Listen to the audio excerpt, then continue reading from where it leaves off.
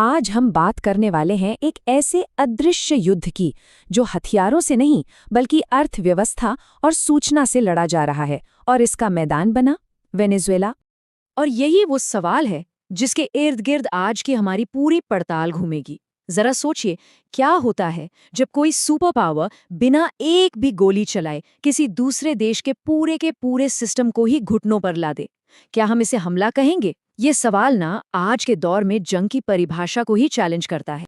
तो चलिए सीधे मुद्दे पर आते हैं। बात हो रही है संयुक्त राज्य अमेरिका और वेनेजुएला के बीच हुए टकराव की। ये एक ऐसी लड़ाई थी, आप समझें, जिसमें पारंपरिक हथियारों की जगह एक देश की पूरी व्यवस्था को ही निशाना बनाया गया।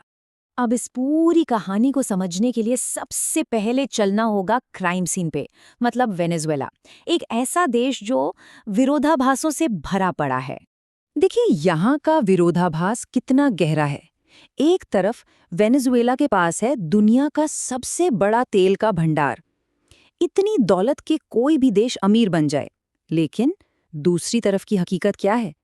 अर्थव्यवस्था पूरी तरह से तबाह हो चुकी है। लोग खाने और दवाई जैसी बुनियादी चीजों के लिए तरस रहे हैं। हाँ, ये बात समझना बहुत जरूरी है कि वेनेजुएला की ये हालत सिर्फ उसकी अंदरूनी नीतियों का नतीजा नहीं थी। असल में बाहरी दबाव ने, अंतर्राष्ट्रीय दबाव ने इस आग में घी डालने का काम किया और हालात को कहीं ज्यादा बदतर बना दिया। तो सवाल उठता है कि ये बाहरी ताकतें कौन थीं और उन्होंने ऐसा क्या किया? यहीं पर हम अमेरिका की उस स्ट्रैटेजी को देखेंगे जिसे इस अदृश्य युद्ध का सबसे बड़ा हथियार माना जाता है। आइए इसे स्टेप बाय स्टेप समझते हैं। देखिए, अमेरिका ने कोई पारंपरिक मिलिट्री हमला नहीं किया, कोई टैंक नहीं भेजे, कोई सैनिक नहीं भेजे, लेकिन उसकी स्ट्रैटेजी कहीं ज्यादा गहरी थी। पहला कदम, आर्थिक प्रतिबंध, जिससे देश की कमर ही तोड़ दी जाए। दूसरा, सत्ता परिवर्तन का एक नैरेटिव बनाना। और तीसरा, पर्दे के पीछे से होने वाली गुप्त और हाइब्रिड कार्रवाई। और इन प्रतिबंधों का असर बहुत ही विनाशकारी था। समझिए, तेल वेनेजुएला की अर्थव्यवस्था की रीढ़ की हड्डी है। जब उसके एक्सपोर्ट पर रोक लग गई, डॉलर में लेन देन बंद हो गया, तो सरकार का खजाना, आप कह सकते हैं कि लगभग खाली हो गया। और इसका सीधा सबसे बुरा असर पड़ा आम जनता पर, जिनकी मुश्किलें दिन ब दिन बढ़ती चली गई। आर्थिक हमले के साथ साथ चल रहा था एक मनोवैज्ञानिक युद्ध। अमेरिका ने खुले तौर पर वेनेजुएला की मौजूदा सरकार की लेजिटिमेसी पर ही सवाल उठा दिए, उसे अवैध कहना शुरू कर दिया और विपक्ष को अपना पूरा समर्थन दिया। मकसद साफ था, देश के अंदर और बाहर दोनों जगह सरकार को कमजोर करना। और यही है मॉडर्न वॉरफेयर की नई परिभाषा।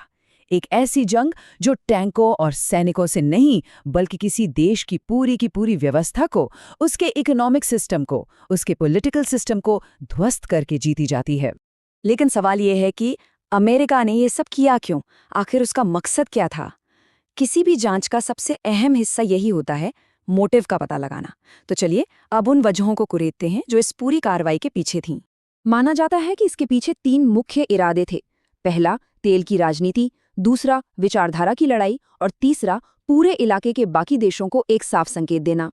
और ये सिर्फ तेल या संसाधनों की लड़ाई नहीं थी, नहीं, ये 2 अलग अलग विचारधाराओं का भी टकराव था। एक तरफ वेनेजुएला का समाजवादी मॉडल और दूसरी तरफ अमेरिका का पूंजीवादी लोकतांत्रिक ढांचा। तो ये संघर्ष इस बात का भी प्रतीक बन गया कि भाई कौन सी व्यवस्था बेहतर है। और तीसरा मकसद, एक मिसाल कायम करना। ये लैटिन अमेरिका के बाकी देशों के लिए एक सीधी चेतावनी थी कि अगर अमेरिकी प्रभाव के दायरे से बाहर निकलने की कोशिश की तो अंजाम वेनेजुएला जैसा हो सकता है, एक कीमत चुकानी पड़ेगी।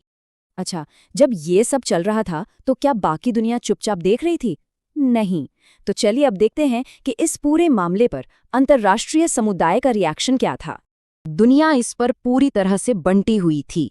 रूस और चीन जैसी बड़ी ताकतें वेनेजुएला के साथ खड़ी थीं और उन्होंने अमेरिकी प्रतिबंधों को अवैध तक कह दिया। दूसरी तरफ लैटिन अमेरिकी देश खुद आपस में बटे हुए थे, कुछ अमेरिका के साथ थे तो कुछ वेनेजुएला के। और तो और संयुक्त राष्ट्र यानी यूएन जैसी वैश्विक संस्था भी कोई एक साफ स्टैंड नहीं ले पाई। और ये हमें अंतर्राष्ट्रीय राजनीति की एक कड़वी हकीकत की तरफ ले जाता है कि यूएन जैसे मंचों पर खेल अक्सर ताकत, वीटो और भू राजनीति से चलता है। नैतिकता वो अक्सर दूसरे नंबर पर आ जाती है। तो इस पूरे विश्लेषण के बाद हम एक बार फिर उसी बड़े सवाल पर आकर खड़े हो जाते हैं, एक ऐसा सवाल जो कानून और नैतिकता के बीच की लकीर को धुंधला कर देता है। देखिए, कानूनी पेच ये है कि अंतर्राष्ट्रीय कानून के हिसाब से किसी देश पर सीधे हमला करना, बम गिराना, वो तो साफ साफ अवैध है। लेकिन किसी देश की अर्थव्यवस्था को इस तरह से निचोड़ देना कि उसके लोग भूखे मरने लगें, ये एक लीगल ग्रे एरिया है। इस पर कानून काफी हद तक चुप है। और शायद यही असली हकीकत है कि वैश्विक राजनीति में अक्सर कानून से ज्यादा ताकत का वजन होता है। जब बड़े और शक्तिशाली देश मैदान में उतरते हैं तो नियम और सिद्धांत अक्सर उनकी ताकत के आगे बौने साबित होते हैं। तो चलिए एक बार फिर उसी मूल सवाल पर लौटते हैं। जब सारे सबूत सामने हैं तो ये सोचना लाजमी है कि अगर कोई देश बिना एक भी बम गिराए किसी दूसरे देश की अर्थव्यवस्था को तोड़ सकता है, उसके लोगों को भुखमरी के कगार पर धकेल सकता है, तो क्या इसे सच में हमले के अलावा कुछ और कहा जा सकता है? आखिर में वेनेजुएला का मामला हमें क्या सिखाता है? यही कि ये 21वीं सदी का युद्ध है। ये बंदूकों का युद्ध नहीं है, ये सिस्टम्स का, प्रतिबंधों का और नैरेटिव्स का युद्ध है। एक ऐसी लड़ाई जो सरहदों पर नहीं बल्कि इकोनॉमिक सिस्टम्स, फाइनेंशियल नेटवर्क्स और सूचना के मैदानों में लड़ी जाती है।